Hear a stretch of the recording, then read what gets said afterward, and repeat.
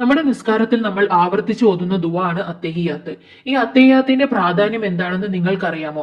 നമ്മുടെ സൃഷ്ടാവായ അള്ളാഹു സുബ്ഹാനഹു തആലയും പ്രിയപ്പെട്ട പ്രവാചകൻ മുഹമ്മദ് നബി സല്ലല്ലാഹു അലൈഹി വസല്ലമയും തമ്മിലുള്ള ഇസ്രാ മിഅ്റാജ് യാത്രയിലെ സംഭാഷണത്തിന്റെ ഭാഗമാണ് അത്തഹിയാത്ത്. നബി സല്ലല്ലാഹു അലൈഹി വസല്ലമയെ ജിബ്രീൽ അലൈഹിസ്സലാം മക്കയിൽ നിന്നും ജെറുസലേമിലേക്ക് കൊണ്ടുപോയി. പിന്നെ അവിടെ നിന്ന് 7 ആകാശവും കടന്ന് സ്വർഗവും കടന്ന് നബി സല്ലല്ലാഹു അലൈഹി വസല്ലമ അള്ളാഹുമായി നേരിട്ട് സംസാരിച്ചു. നബി സല്ലല്ലാഹു അലൈഹി വസല്ലമ ഇപ്രകാരം പറഞ്ഞു: എല്ലാ അഭിവാദനങ്ങളും അള്ളാഹുവിനാകുന്നു, എല്ലാ പ്രാർത്ഥനകളും വിശിഷ്ടമായ കാര്യങ്ങളും അവനാകുന്നു.